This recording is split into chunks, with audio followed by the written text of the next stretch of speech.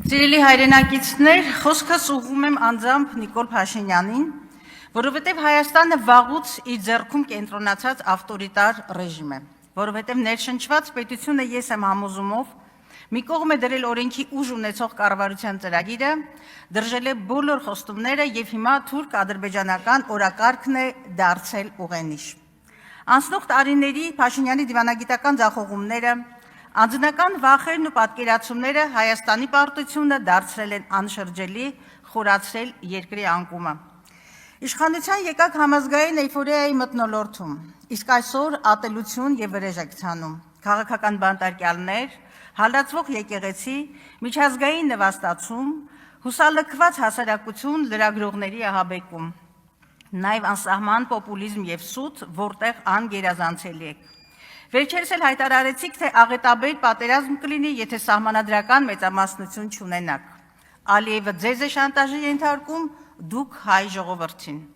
Իրականում խոստովանում եք, որ ոչ մի խաղաղություն էլ չեք բերել, տապալել եք երկրի ռազմավարական եւ դիվանագիտական կարողությունները, որդեգրել եք շարունակական զիջումների, այսինքն քաղաքական եւ քաղաքակրթական ինքնասպանության ճանապարհը։ Այսպիսով հնարավոր պատերազմի պարագայում արդարացնում եք նաև հերթական ագրեսիան։ Սա խաղաղության մասին չէ, ինչպես խաղաղության մասին չեն Բաքվի դատավարությունները, Հայաստանի օկուպացված տարածքները, վերջին շրջանում Ադրբեջանի դիրքային առաջխաղացումը։ Հանձնվել եւ տալ։ Սա է ձեր անվտանգային կոնցեպտը։ Սա անուն ունի՝ փուլային կապիտուլյացիա։ Իսկ անվտանգության ձեր միակ բարձիկն ու երաշխիքը ձեր օձիքին հանգրվանած Հայաստանի Հանրապետության թիթեղե մակետն է։ Արդար, կայուն եւ երկարատև խաղաղությունը ոչ թե շարունակական զիջումներով է հաստատվում, այլ ամբողջական եւ արժանապատիվ լուծումներով, ինչի կարողությունը, պարոն Փաշինյան, դուք չունեք։ Նաեւ պետության մասին ձեր պատկերացումներն են հակաօրինական եւ անառողջ։ ԿՊ նախընտրական ծրագրում հայ առաքելական եկեղեցու բարենորոգման օրակարգի հրապարակումը ինքնին հանցագործություն է սահմանադրական կարգի դեմ։ Իհարկե գալու է պատասխան տալու ժամանակը, բայց մինչ այդ հիշեք, դուք չունեք եկեղեցի բարենորոգելու որևէ լիազորություն, նաև չեք վաստակել սեփական արժեքները պարտադրելու բարոյական իրավունքը։ Ձեզ անհնար է հավատալ, որովհետև անգամ դուք եք խճճվում ձեր ստերի եւ շարունակ փոփոխվող տեսակետների մեջ։ Օրեր առաջ հայտարարում էիք, թե թրիփը մշուշի մեջ է, երեք այս ամբիոնից այն մատուցեցիք որպես կայացած պատմական իրողություն։ Պատերազմի պարտությունից հետո մեղավորներ եք նշանակում եւ հայտարարում 10,000 դասալիքի եւ դավաճանների մասին։ Սրանք երկուսն էլ հանցանքներ են, որոնցով ոչ մի դատապարտված անձ չկա։ ԵՄ ամբիոնից հայտարարում եք, թե եկեղեցին ՀՀ անկախության դեմ հիբրիդային պայքարի հենակետ է։ Սա եւս անպատասխանատու հայտարարություն է։ Մի ամբողջ ազգային ինստիտուտ դեմոնիզացնել հանուն սեփական աթոռի։ Ելակը դարձրել էիք բանակաշինության ցուցիչ եւ նաեւ կերտել քարոշական հերթական փուչիկը։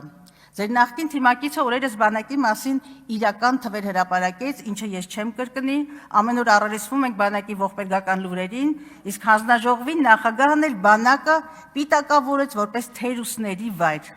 Սա արժեքային եւ բարոյական գահավիժում է։ Ափսոս էր մեր բանակը։ Դուք փակեցիք մշակույթի նախարարությունը, որովհետև մշակութային քաղաքականության մասին ձեր պատկերացումները մակերեսային են եւ ոչ պրոֆեսիոնալ։ Միլիոններ արժեցող լոպեսներն ու Սնուպդոգերը դեռ մշակույթ չեն, ոչ էլ հոգևոր սնունդ։ Ադրբեջանը ոչնչացնում է հայկական հետքն ու ժառանգությունը զրո դիմադրություն։ Եվ ինչ ակնկալել մի կառավարությունից, երբ մեր իրավունքները հենց դուք եք մերժում, երբ թշնամու պահանջով սահմանադրություն եք փոխում։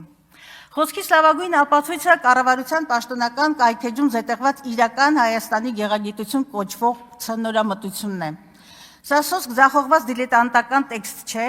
այլ կոնկրետ նպատակադրում ունենալ վերահսկելի հասարակություն, գրաքննել ազատ միտքը, ձևավորել փաշինյանական ինքնություն, որը պարտվածի հոգեբանական կոնստրուկտ է, որտեղ չունեն պատմական Հայաստանը, մեր սիմվոլները, Երրորդ հանրապետության ծննդականը, անկախության հռչակագիրը, պատմության ռևիզիա եւ պարտության լեգիտիմացում։ Սա է այն ծրագիրը, որին լծվել եք դուք եւ այն ունի անուն՝ ազգային ուրացում։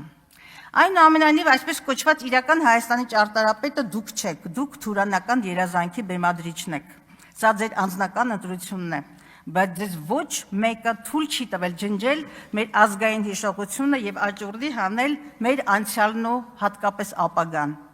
Այդ խոտանի եւ այլ գաղտնի փաստաթղթերի համար պետական բյուջեից առանց մրցույթի տրամադրվել է $500,000-ից ավելի գումար, իսկ այդ ՀԿ-ի յուրային նախագահ Ազատյանը դարձել է Գեղարվեստի ակադեմիայի ռեկտորի պաշտոնն ստանձնել, ավելի շուտ շնորհվել է նրան, եւ այսպես է առանց բացառության ամեն ուր։ Փուչիկ էր նաեւ բուհերը չքաղաքականացնելու խոստումը, այսօր առանց բացառության բոլոր բուհերում ձերոնք են։ Բուհերը անգամ ոստիկանության գժոհով եւ օրենքները ոտնատակ տալով է գրավում, ինչը տեղի ունեցավ Բրյուսովում Գյուրջինյան օպերացիայով եւ թքած, թե այդ զավթումը բյուջեի վրա 10 միլիոնի բեռ դարձավ եւ դատարանի վճռով մի շարք որոշումներ բեկանվեցին։ 300 դպրոց եւ 500 մանկապարտեզ քարոզչական փուչիկը շատ վաղուց պայթել է, կառուցվել եւ հիմնանորոգվել են ընդամենը 102-ը։ Եվ առհասարակ ԿԳՄՍ ոլորտի կապիտալ ծախսերի կատարողականը 40%-ի շրջանակում է, ինչը նշանակում է 60% չիրականացված խոստումներ։ Հիշեցնեմ, Արցախում թշնամուն են թողնվել 237 դպրոց եւ Ամարասը, հայոց առաջին դպրոցը, 400 վանք եւ եկեղեցի, 7 քաղաք, հարյուրավոր գյուղեր եւ պարզապես 3000-ամյա հայրենիք, որը գին չունի եւ հիմա ձեր լուր հայացքի ներքո այն հավասարեցվում է գետնին։ Դուք նաև դպրոցներ եք փակում։ 26 սեպտեմբերից հիմնականում սահմանամիջ մարզերում փակվելու է շուրջ 229 դպրոց, որոնցից 218-ը ինձ մի ընդհատեք, դուք դրա իրավունքը չունեք։ Հասկացանք սուտ է, հաստատում եմ, դա սուտ է, բայց մի ընդհատեք։ Ուրեմն ժամանակս էլ վերականգնեք։ Նաև դուք դպրոցներ եք փակում 2026-ի սեպտեմբերից հիմնականում սահմանամերձ մարզերում փակվելու է շուրջ 229 դպրոց, որոնցից 218-ը համայնքների միակ դպրոցն է։ Փակվում են Տաուշի, Սյունիքի, Վայոց ձորի մարզերի դպրոցների գրեթե կեսը։ Եվ անհայտ է մոտ 8000 աշակերտի մի քանի հազար անձնակազմի ճակատագիր։ Սա նշանակում է դատարկել սահմանամերձ գյուղեր, թշնամու առջև բացել երկրի դարպասները։ Կառավարության չիրականացված մեկ խոստում եւս մոտ 300 երեխա դուրս է մնացել պարտադիր կրթության համակարգից։ Դուք եւ ձեր վարչախումբը պատմության մեջ կմնա որպես մի իշխանություն, որի օրոք փակվեց 80-ամյա Գիտությունների ազգային ակադեմիան, փակվեց այն պահին, երբ դուք չունեիք անգամ գիտության զարգացման ծրագիր հայեցակարգ։ 159 միլիոն դրամ եք տրամադրել ակադեմիական քաղաք բուտաֆորիկ ծրագրի իրազեկմանը,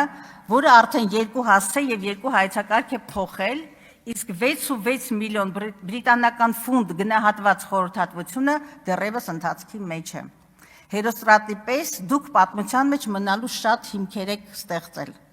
Նշաձողեր տապալելու մեջ էլ եք անգերազանցելի։ Վարկաբեկեցիք պարլամենտական երկրի թիվ 1 ամբիոնը, պարոն Փաշինյան, ինչ լավ է, որ եկաք եւ կլսեք, ուզում եմ հատկապես սա լսեք։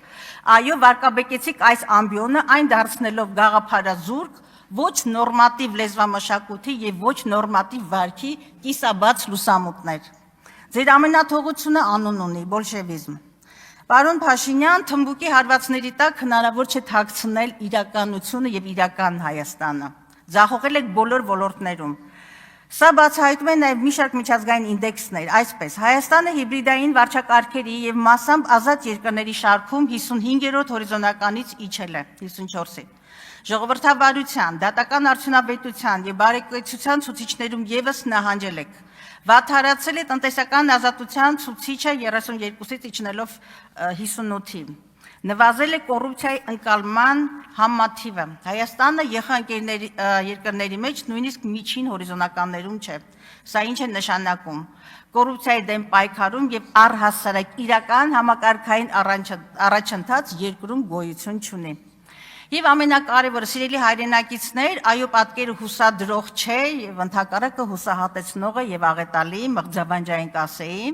ժամանակը լիներ կարելի այս ցանկը շարունակել, բայց կա իսկական ճանապարհ՝ մերժել այս իշխանություններին եւ վերականգնել սահմանադրական կարգը, ազգային արժանապատվությունն ու պետական ուղեգիծը, եւ այդ օրը հունիսի 7-ին է։ Միասին վստահ եմ, միասին մենք կարող ենք։